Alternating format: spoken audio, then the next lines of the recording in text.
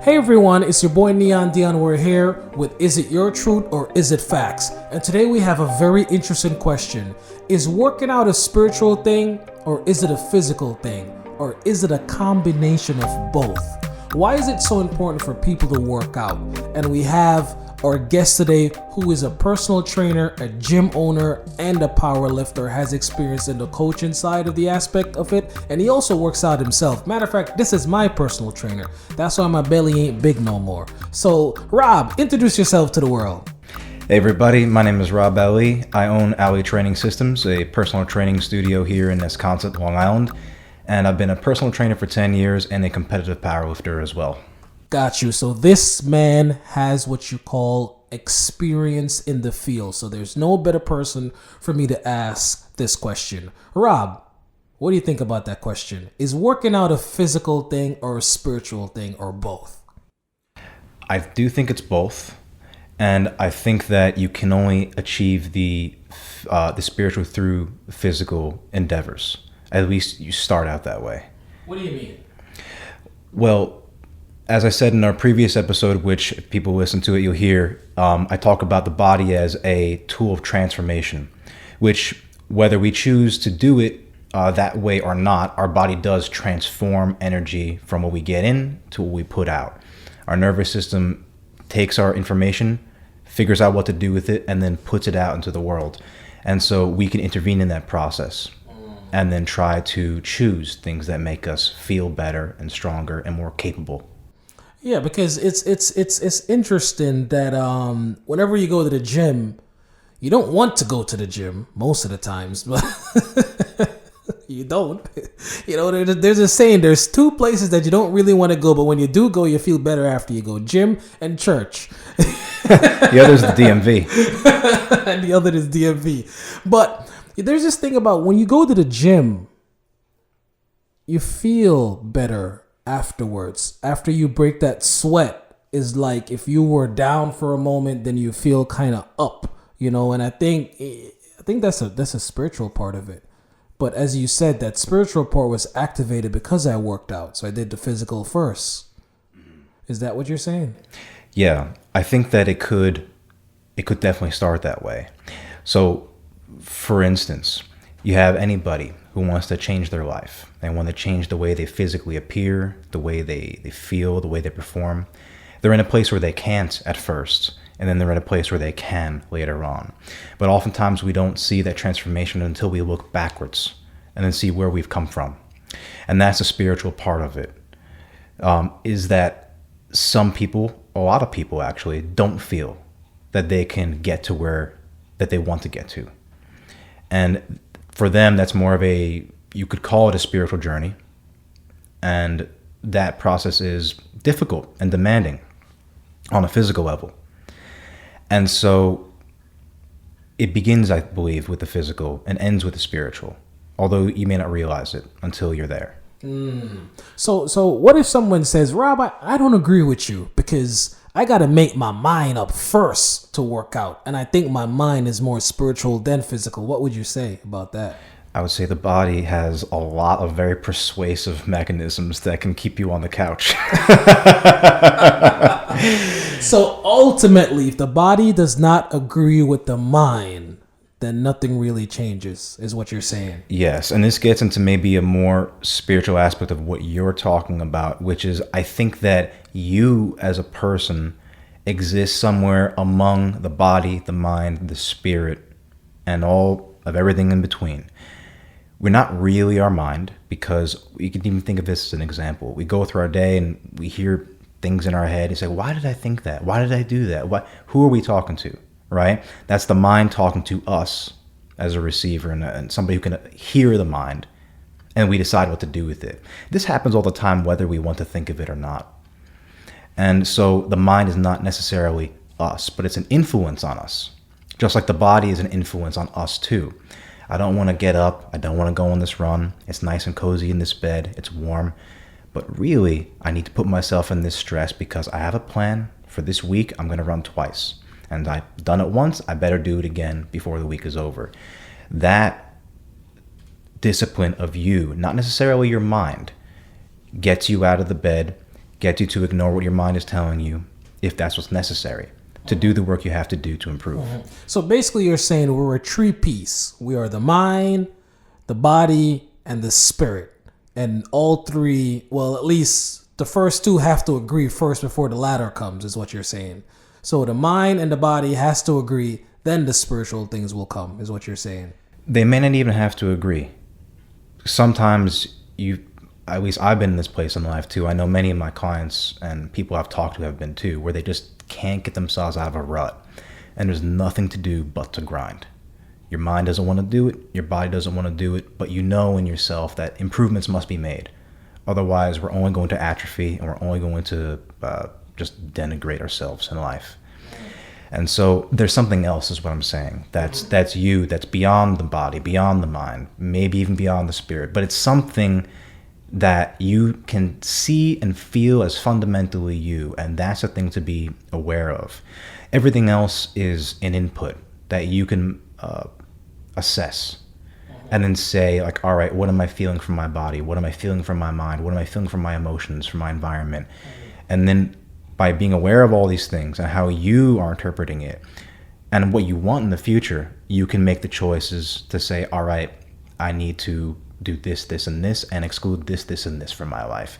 If I want to go somewhere I see myself being. So, but you know, a question I want to ask you is, we are being told that dieting and workout is so important, and it is the most marketed thing in our day and age, especially within the US. But still, majority of the population is out of shape and unhealthy. Why do you think this is so? Well, it's two questions. Why is it marketing? Why is the marketing so heavy in fitness and dieting?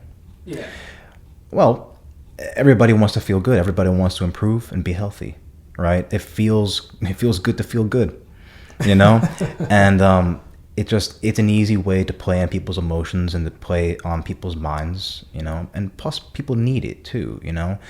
The problem is there's so much choice and there's so many experts out there, you know? All the information is out there, you know? There's no secrets, you know? I don't have any secrets. No coach I've ever worked with has secrets. But what works well for people is not what's marketed. And what's marketed is to what's going to make the most money for companies, which is unfortunate. And I think that's probably why we don't have a healthier population, because so much access to so much luxury, so much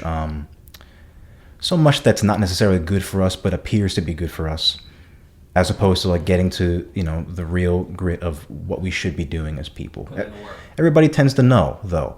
Yeah. You know, eat things that are good for you, like wholesome foods. If you're not vegetarian, obviously lean proteins and meats and things like that. But we don't do it. Why? Well, that's an interesting question, but I feel like a lot of it has to do with it really has to do with evolution, I believe, because we are animals and we're not designed to do things that are difficult in order to get reward. If we can do something that's easier, we're going to do that typically.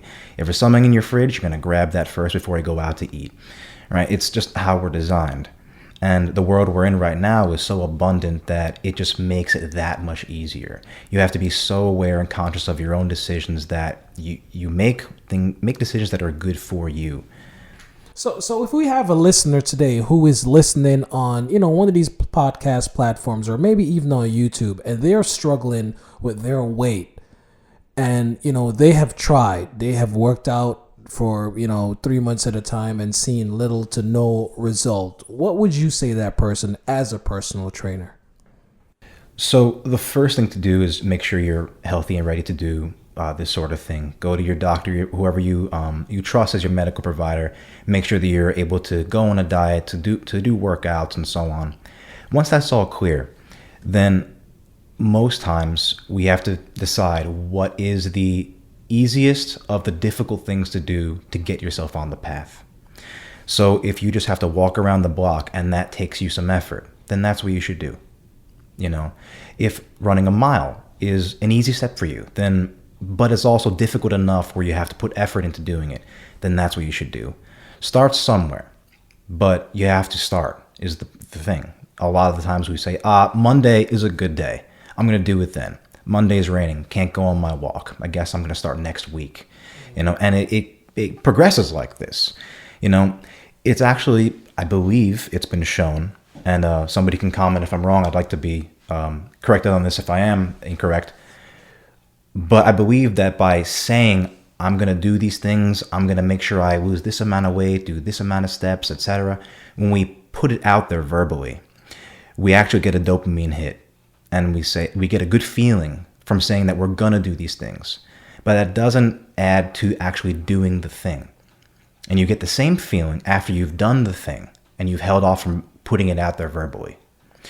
And so I'm actually losing my train of thought here, but that's another problem that we have too, that people they're very motivated, but they don't have necessarily discipline, and so that's something that's trained. A lot of people will talk the talk, but then won't walk the walk. Right, because it's hard. Yeah. It's hard, and I've been there too, where I just don't want to do it. Yeah. And there's times where I've given into that, but I've really kicked myself for it because you feel deep down that you could have done it, and you didn't do it.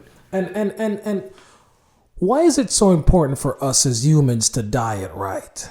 To have a good, clean diet, and what does that entail of? So it's important because that's the primary way we get energy into our body. And like I said before, we transform our energy.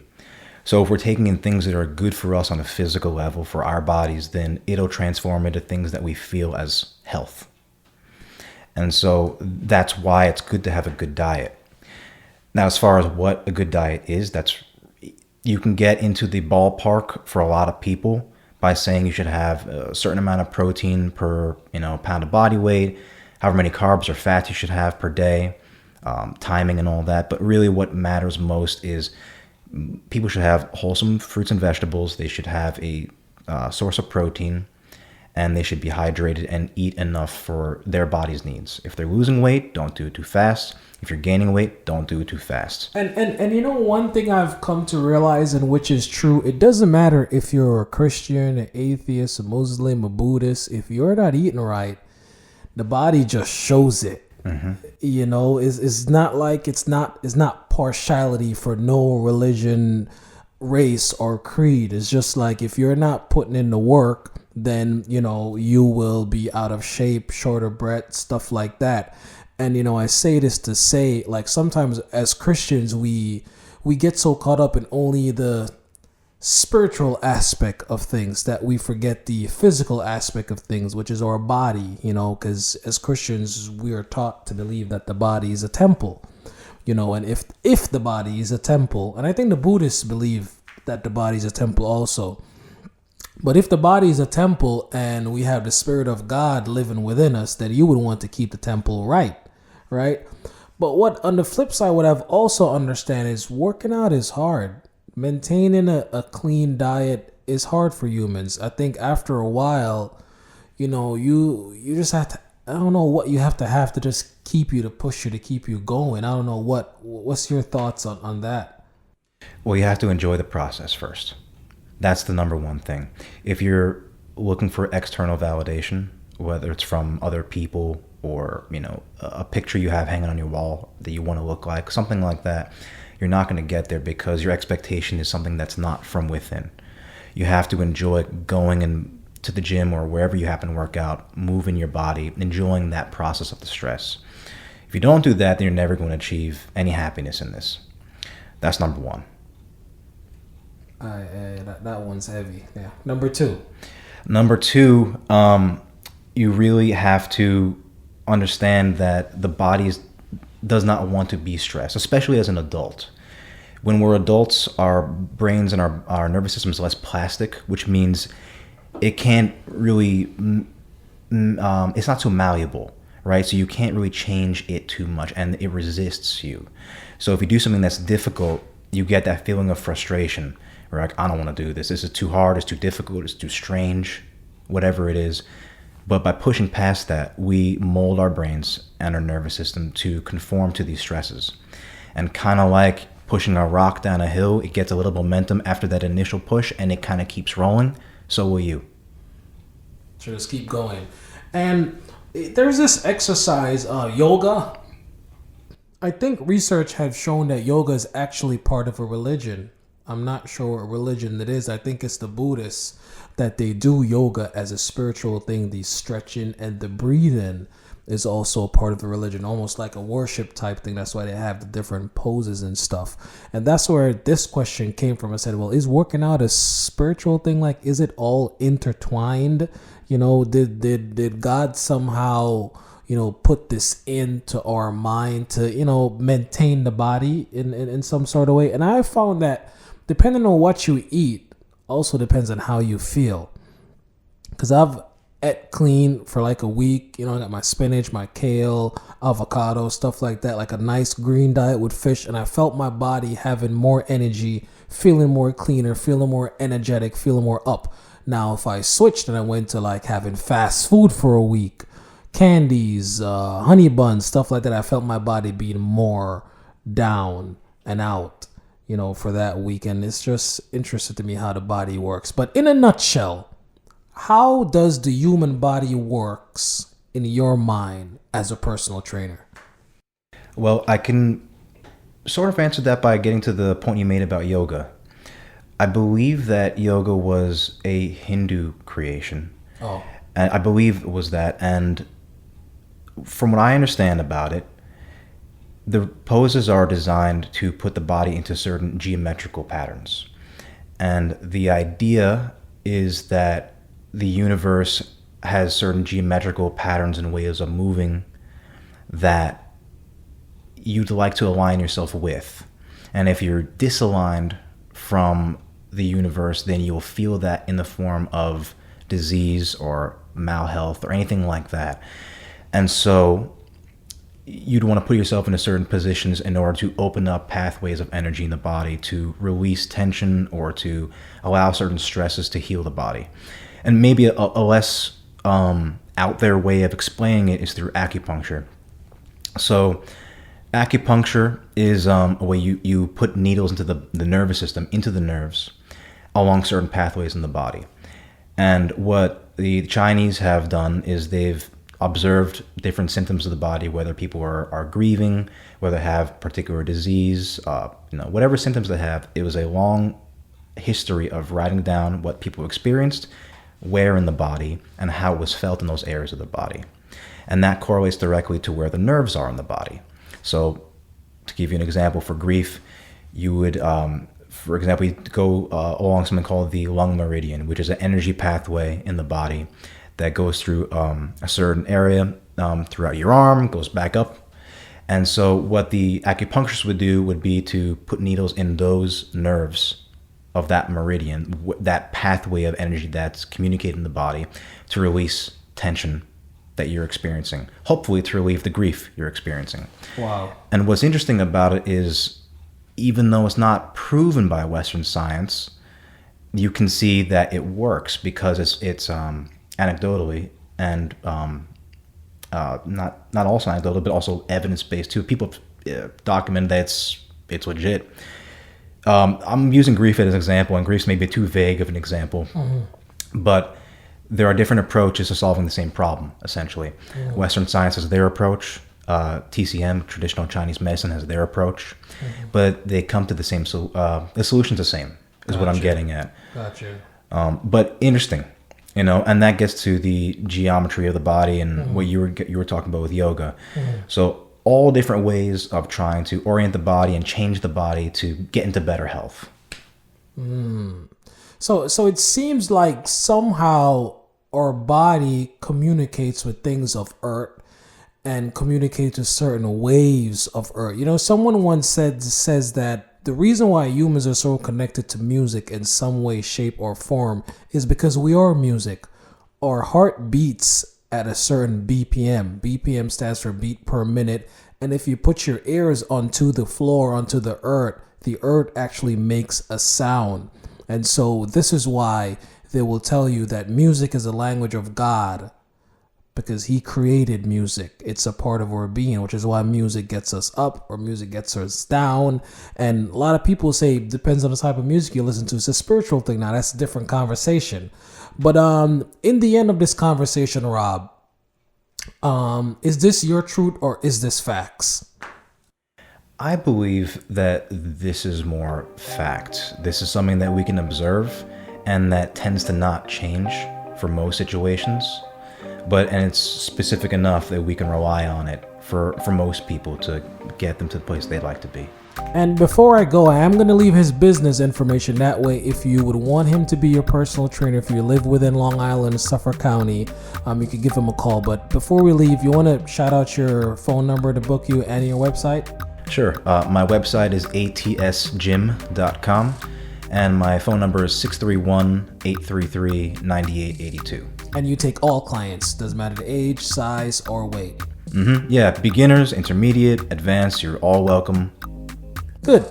All right, well, that's it. Your boy Neon Dion. This was a very interesting conversation. If you have any points in this conversation, please leave it down in the comment section below. Remember, you can watch this podcast on our YouTube channel at Your Truth or Facts. You could also follow us on Facebook and Instagram at Your Truth or Facts. Until next time, your boy Neon Dion, I am out. Thank you very much, people. Peace.